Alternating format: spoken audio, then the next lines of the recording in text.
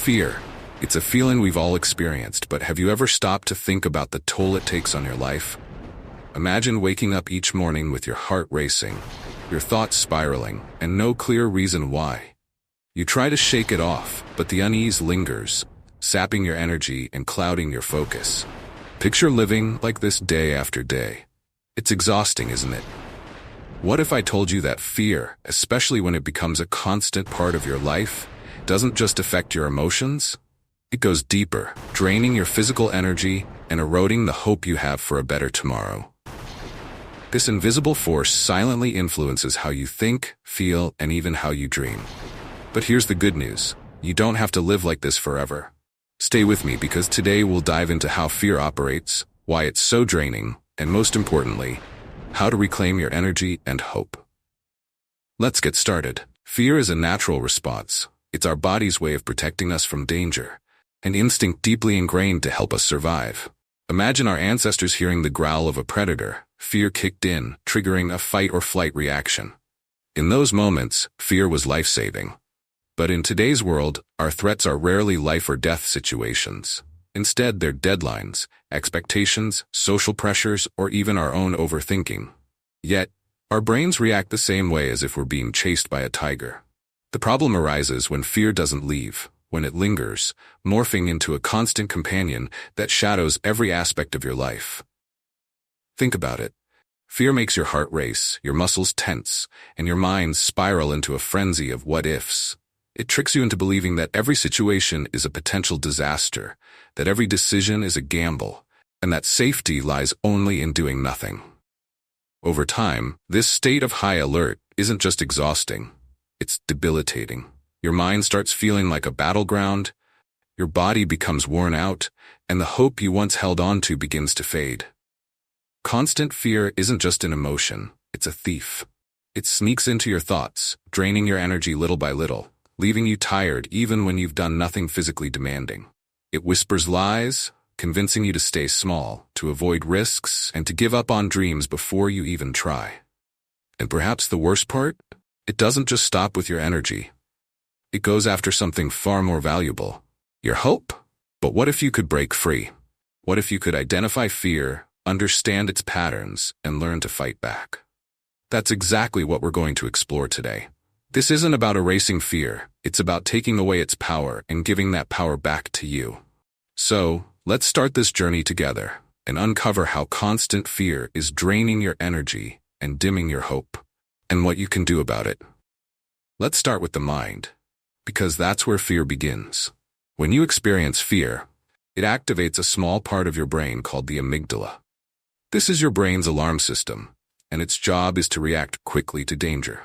Back in the day, this response helped our ancestors survive life-threatening situations. But in today's world, where the threats are more psychological than physical, this ancient mechanism can turn against us. When fear takes over, your brain essentially gets hijacked. The amygdala goes into overdrive, sending signals to the rest of your brain that you're in danger, even when you're not. As a result, your logical thinking, problem-solving, and decision-making abilities are pushed to the side. Ever notice how hard it is to focus when you're worried about something? That's your brain prioritizing fear over everything else. But it doesn't stop there. Chronic fear rewires your brain over time. When you're constantly in a state of worry, your brain starts to believe that this is the norm. The neural pathways associated with fear become stronger, while those linked to calm and rational thinking weaken. It's like practicing a bad habit. The more you do it, the harder it is to break. And let's not forget the mental exhaustion. Overthinking every situation, imagining worst-case scenarios, and feeling like you're always walking on eggshells, it all takes a toll. It's like your mind is running a marathon every single day without a break. No wonder you feel mentally drained. The worst part, this mental exhaustion keeps you stuck. When fear hijacks your mind, it convinces you that taking action is dangerous, that staying still is the safest option. And so you remain trapped in a cycle of fear and inaction, unable to move forward. But here's the truth. This cycle can be broken. The first step is understanding how fear affects your mind. When you know how it works, you can start taking back control. And that's exactly what we'll explore in the next section, How fear doesn't just stay in your mind, but also takes a toll on your body. Now, let's talk about how fear doesn't just occupy your mind, it infiltrates your body. When fear strikes, your body releases cortisol, the stress hormone. This is perfectly fine when you need to react quickly to a real threat, but when fear is constant, that surge of cortisol doesn't stop. Over time, this chronic stress affects everything: your energy, your health, and even your ability to rest. If you've ever felt physically drained for no apparent reason, it could be because your body is stuck in a prolonged state of stress. When cortisol levels remain elevated for too long, your body begins to suffer. You might feel a tightness in your chest, have trouble sleeping, or notice that your muscles are tense all the time. It's like your body is in fight or flight mode, even when you're just sitting at your desk. Constant fear also weakens your immune system. With cortisol surging through your body, it suppresses the function of your immune cells, leaving you more susceptible to illness. This is why people who live in a constant state of worry often catch colds more easily or take longer to recover. And let's not forget about your energy levels. Chronic fear is exhausting. Your body is always on high alert, and it takes an immense amount of energy to maintain that state. Have you ever found yourself physically drained, even though you haven't done anything particularly demanding? That's the result of fear draining your body's resources. But the good news is, you don't have to stay trapped in this cycle. By learning to manage and reduce your fear, you can regain your energy and restore balance to your body. It's not about erasing fear, but rather learning to control it, so it doesn't continue to deplete you physically. So, let's dive into how fear impacts your sense of hope next. Because when fear dominates your body and mind, it can make you lose sight of what's possible. Now that we've looked at how fear impacts your mind and body, let's talk about something even more important: how it steals your hope. Hope is the belief that things can improve, that the future holds something better. Without hope, life can feel empty, directionless, and without meaning. And unfortunately, fear is one of the most powerful thieves of hope. When you're consumed by fear, you start to believe that the worst is inevitable. Fear whispers that failure is just around the corner, that trying something new will only lead to disappointment, and that it's safer to stay stuck in the same place. These thoughts build walls around your potential, making you feel like there's no way out, no way to change your circumstances. Fear tricks you into thinking that avoiding risk and playing it safe will protect you from harm. But in reality, it only keeps you small. It keeps you from chasing your dreams, from taking chances, and from believing that you can create a better future. Over time, this lack of hope can make you feel paralyzed, as if you're simply existing instead of truly living. The worst part? This absence of hope affects everything. It impacts your relationships, your work, and your personal growth. When you lose hope, it becomes harder to motivate yourself to take care of your body, to connect with others, or to pursue goals that once excited you. It's like walking through life with a foggy lens, unable to see the bright possibilities ahead. But here's the reality. Fear doesn't have the power to completely erase your hope. It can cloud it, but it can never take it away permanently. The key is to recognize that hope is always there, beneath the fear. It's still within you, waiting to be rediscovered and reignited. And that's what we'll discuss next: how to reclaim your hope, no matter how strong the grip of fear might feel.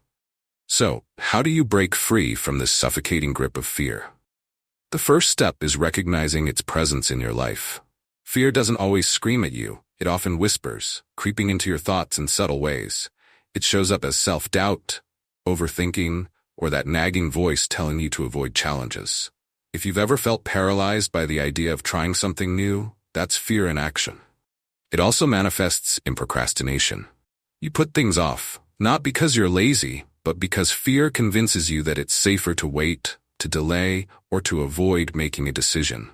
Fear feeds on uncertainty and keeps you stuck in a state of indecision, convincing you that you need to wait for the perfect moment, which never comes. Another way fear shows up is through your thoughts. If you find yourself constantly imagining the worst-case scenario, whether it's a social situation, a new job, or a personal project, fear is pulling the strings. The more you focus on what could go wrong, the more paralyzed you become, unable to take action. But here's the thing. Once you acknowledge fear for what it is, it loses some of its power. When you can label it, whether it's anxiety, self-doubt, or worry, it's no longer an invisible force controlling your thoughts. It becomes something you can face head-on. Fear thrives in the shadows, but once you shine a light on it, it's not as scary. So start by paying attention to when fear sneaks into your life. Recognize the signs, the thoughts, the behaviors, the feelings, and give them a name. Once you can do that, you're in a much better position to take control and shift your mindset. In the next section, we'll talk about how to break free from fear's grip and reclaim your peace of mind. Now that you've recognized fear's presence in your life, it's time to start breaking its hold on you. The good news is, fear doesn't have to control you. It's possible to regain your power piece by piece and learn to navigate the world without constantly being paralyzed by what could go wrong. The first step is naming your fear. Call it out for what it is. When you give fear a name, it becomes less abstract and more manageable.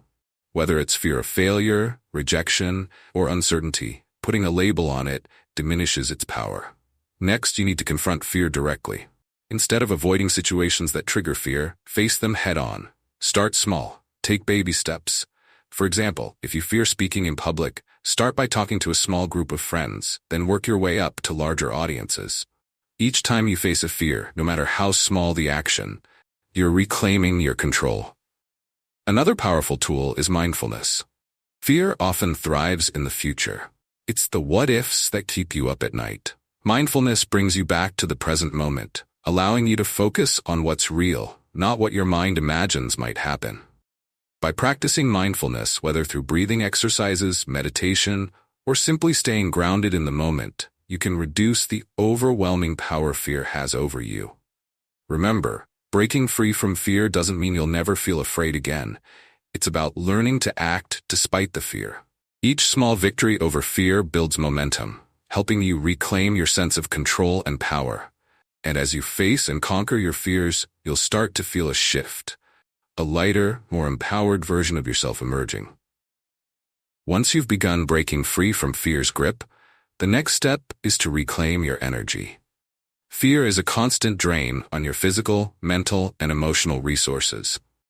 Now that you're learning how to control it, it's time to refuel yourself. One of the most effective ways to reclaim your energy is through self-care. When you're living in fear, your body is in a state of heightened alert, and your energy is constantly being used to fight off perceived threats. But when you actively practice self-care, whether it's through regular exercise, nourishing your body with healthy food, or ensuring you get quality sleep, you give your body the resources it needs to rebuild.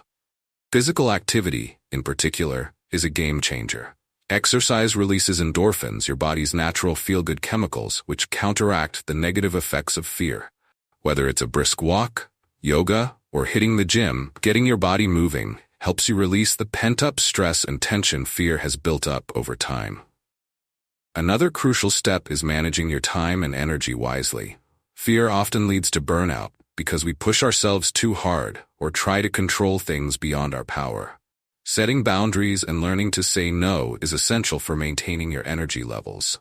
Protecting your time, setting limits, and ensuring you have space to recharge will help you avoid becoming overwhelmed by fear and stress. Remember, your energy is sacred. The more you nurture it, the more you'll find the strength to face challenges head-on without fear draining your reserves. So take a step back, treat yourself with kindness, and remember that in reclaiming your energy, you're also reclaiming your peace of mind. Now, let's talk about rebuilding your hope. Fear has a sneaky way of convincing you that nothing will get better, that dreams are out of reach, and that change is impossible.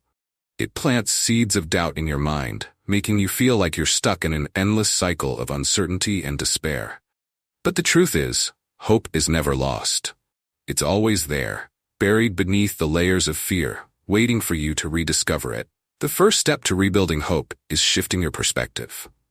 Instead of focusing on what might go wrong, start focusing on what could go right. Challenge the negative thoughts and replace them with empowering ones. Ask yourself, what's the best possible outcome? When you start to visualize positive outcomes, it begins to rewire your brain and shift your focus away from fear and toward possibility. Another powerful tool in rebuilding hope is taking action. When fear makes you feel stuck, the best antidote is forward movement. Even small steps toward your goals can reignite a sense of purpose and hope. Whether it's taking on a new project, learning a new skill, or simply making a positive change in your routine, every action you take builds momentum. It shows you that you're capable of creating change and that sparks hope in your heart. Additionally, surround yourself with positivity. Spend time with people who uplift and encourage you, whether that's friends, mentors, or supportive communities. Positive energy is contagious, and the more you immerse yourself in an environment of hope and encouragement, the easier it will be to rebuild your own. Hope isn't something that fades away forever. It's something you can reignite, no matter how deep fear has buried it. With a shift in perspective, action, and support, you can rebuild your hope and start looking forward to the future with excitement and possibility. As we approach the end of this journey, I want you to remember something crucial. Overcoming fear and rebuilding hope isn't a one-time event. It's an ongoing process. But the more you practice taking control of your fear, the easier it becomes. Each small step you take toward managing your fear and reclaiming your energy and hope builds a stronger foundation for your future. Moving forward with courage is about understanding that fear will never completely disappear. But it doesn't need to hold you back. You have the power to act even when fear is present. Courage isn't the absence of fear.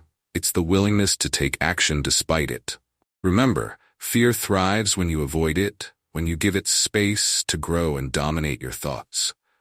But when you face it, when you take action in spite of it, you weaken its grip. Every time you make a choice to step forward, you're proving to yourself that you are stronger than the fear that tries to control you. So as you move forward, carry with you the understanding that fear doesn't define you. Your actions, your choices, and your willingness to keep going, these are what truly define you. With each challenge you face, you'll find your confidence growing, and the hope you've rebuilt will continue to fuel you. And remember, there's no perfect path. It's okay to stumble, to feel afraid, or to question yourself. What matters is that you keep going. Your courage and resilience will shape your future. You have the power to create the life you want, and every step forward is a victory. Now, go ahead. Take the next step with the confidence that you can overcome whatever fear comes your way. The future is waiting for you.